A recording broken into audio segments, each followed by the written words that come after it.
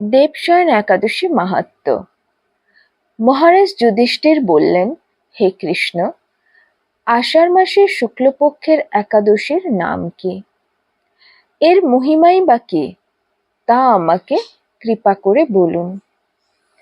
ভগবান শ্রীকৃষ্ণ বললেন, ব্রহ্মা এই একাদশী সম্পর্কে দেবর্ষি নারদকে যা বলেছিলেন, আমি সেই আশ্চর্যজনক কথা আপনাকে বলছি।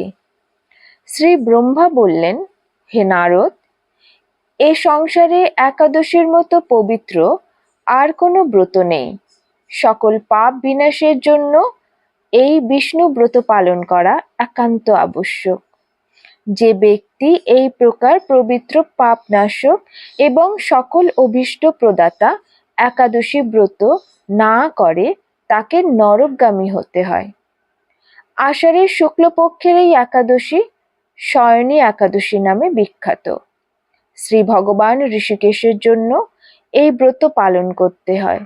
এই ব্রতের সম্বন্ধে এক মঙ্গলময় পৌরাণিক কাহিনী আছে, আমি এখন তা বলছি। বহু বছর পূর্বে সূর্যবংশে মান্ধাতা নামে এক রাজর্ষি ছিলেন। তিনি ছিলেন সত্যপ্রতিজ্ঞ এবং প্রতাপশালী চক্রবর্তী রাজা। প্রজাদেরকে তিনি নিজের সন্তানের মতো প্রতিপালন করতেন। সেই রাজ্যে কোনো রকম দুঃখ, রোগ, ব্যাধি, দুর্ভিক্ষ, আতঙ্ক, খাদ্যাভাব বা অথবা কোনো অন্যায় আচরণ ছিল না। এইভাবে বহুদিন অতিবাহিত হলো। কিন্তু এক সময় হঠাৎ দৈব দুর্বিপাকে ক্রমাগত ৩ বছর সে রাজ্যে কোনো বৃষ্টি হয়নি।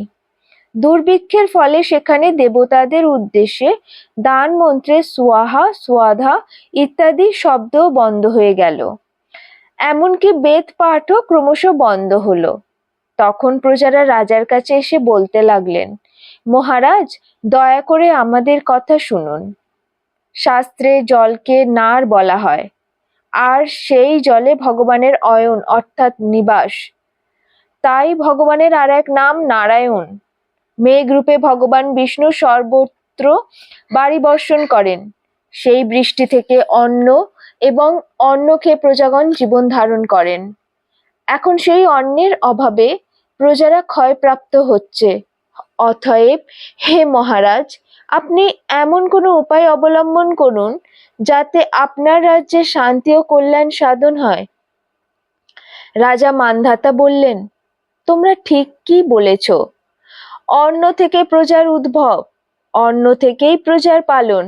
তাই অন্নের অভাবে প্রজারা বিনষ্ট হয়, আবার রাজার দোষেও রাজ্য নষ্ট হয়। আমি নিজের বুদ্ধিতে আমার নিজের কোনো দোষ খুঁজে পাচ্ছি না, তবুও প্রজাদের কল্যাণের জন্য আমি আপ্রাণ চেষ্টা করব। তারপর রাজা ব্রহ্মাকে প্রণাম করে সৈন্যসহ বনে গমন করলেন। সেখানে প্রধান প্রধান ঋষিদের আশ্রমে ভ্রমণ করলেন। এভাবে একদিন তিনি ব্রহ্মার পুত্র মহা তেজস্বী অঙ্গিরা ঋষির সাক্ষাৎ লাভ করলেন। তাকে দর্শন মাত্রই রাজা মহানন্দে ঋষির চরণ বন্দনা করলেন। মুনিবর তাকে আশীর্বাদ ও কুশল প্রশ্ন জিজ্ঞাসা করলেন। রাজা তখন তার বনে আগমনের কারণ সবিস্তারে ঋষির কাছে জানালেন। ঋষি অঙ্গিরা কিছু সময় ধ্যানস্থ থাকার পর বলতে লাগলেন, হে রাজন, এটি সত্য যুগ। এই যুগে সকল লোক বেদ পরায়ণ এবং ব্রাহ্মণ ছাড়া অন্য কেউ তপস্যা করে না। এই নিয়ম থাকা সত্ত্বেও এক শূদ্র এ রাজ্যে তপস্যা করছে।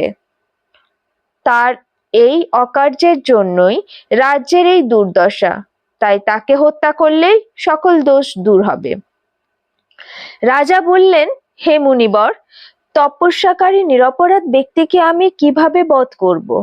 আমার পক্ষে সহজসাধ্য অন্য কোনো উপায় থাকলে আপনি তা দয়া করে আমাকে বলুন। তদুত্তরে মহর্ষি অঙ্গিরা বললেন, আপনি আষাঢ় মাসের শুক্লপক্ষের শয়নী নামে প্রসিদ্ধ একাদশী ব্রত পালন করুন। এই ব্রতের প্রভাবে নিশ্চয়ই রাজ্যে বৃষ্টি হবে। এই একাদশী সর্বসিদ্ধিদাত্রী এবং সর্ব উপদ্রব নাশকারিণী। হে রাজন, প্রজা ও পরিবার বর্গ সহ আপনি এই ব্রত পালন করুন। মুনিবরের কথা শুনে রাজা নিজের প্রাসাদে ফিরে এলেন। আষাঢ় মাস উপস্থিত হলে রাজ্যের সকল প্রজা রাজার সাথে এই একাদশী ব্রতের অনুষ্ঠান করলেন। ব্রত প্রভাবে প্রচুর বৃষ্টিপাত হলো। কিছুকালের মধ্যেই অন্নাভাব দূর হলো। ভগবান ঋষিকেশের কৃপায় প্রজাগণ সুখী হলেন। এই কারণে সুখ এবং মুক্তি প্রদানকারী এই উত্তম ব্রত পালন করা সকলেরই অবশ্য কর্তব্য। ভবিষ্যৎতর পুরাণে যুধিষ্ঠির, শ্রীকৃষ্ণ তথা নারদ ব্রহ্মা সংবাদ রূপে একাদশীর এই মাহাত্ম্য বর্ণিত রয়েছে। হরে কৃষ্ণ কৃষ্ণ কৃষ্ণ হরে হরে, হরে রাম রাম রাম হরে হরে।